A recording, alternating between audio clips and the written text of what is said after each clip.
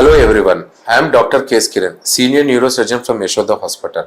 ఇవాళ discussion paediatric seizures అంటే fits పిల్లల్లోది. సో ఇది 4-5 టైప్స్ ఉంటుందండి. First is absent seizures. Absent seizures అంటే పిల్లలు సడన్గా స్టేర్ లుక్ ఉంటుంది, అంటే ఏం పట్టించుకోరు, జస్ట్ స్టేర్ లుక్ ఉంటారు, ఇట్లనే చూస్తుంటారు. నెక్స్ట్ ఏటోనిక్ సీజర్స్ అంటే సడన్గా బ్లాక్అవుట్స్ అయి పడిపోతారు, సో రికరెంట్ పడిపోవడం. నెక్స్ట్ పాయింట్ ఏంటి అంటే ఈ యాబ్సెంట్ సీజర్స్, ఏటోనిక్ సీజర్స్ మేము చాలా కామన్గా చూస్తుంటామండి. అంటే వీళ్ళకి కాన్సన్ట్రేషన్ తగ్గడము, వెనుక పడిపోవడము, ఇవన్నీ ఉన్న పిల్లల కంటే చదువు వెనుక పడిపోవడం ఇవన్నీ ఉంటుందండి.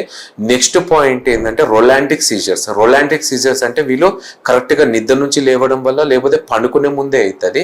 నెక్స్ట్ ఇన్ఫాంటైల్ స్పాజమ్స్ అంటాం, అంటే ఇది ఒక బాడీ అంతా jerk, next bending and out stretching movements అన్ని చేయడం. సో ఒక పేషెంట్ సడన్ గా బెండింగ్, కంటిన్యూస్ గా అవుట్ స్ట్రెచ్ మూమెంట్స్ చేయడము, ఇది చేయడము. సో దీనికి ఇన్ఫాంటైల్ స్పెజర్స్ అంటాం అండి. Next LGX, Lennox Gastaut syndrome అని అంటాం. సో ఇది ఏంటంటే సడన్ గా బాడీ అంతా స్టిఫ్ చేసి సడన్ గా పడిపోవడం అనమాట.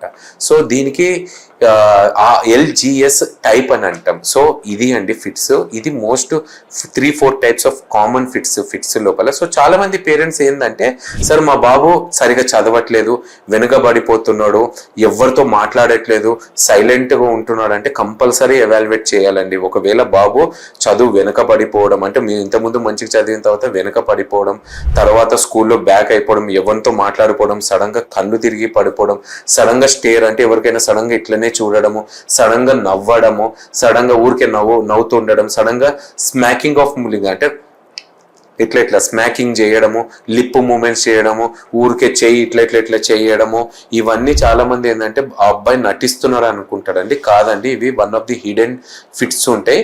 సో పిల్లలు ఇట్లాంటివి ఏమైనా లక్షణాలు మీ మధ్యలో కనిపిస్తే కంపల్సరీ మీ దగ్గర ఉన్న న్యూరాలజిస్ట్ కి వెళ్ళి కాంటాక్ట్ కండి. థ్యాంక్ యూ అండి.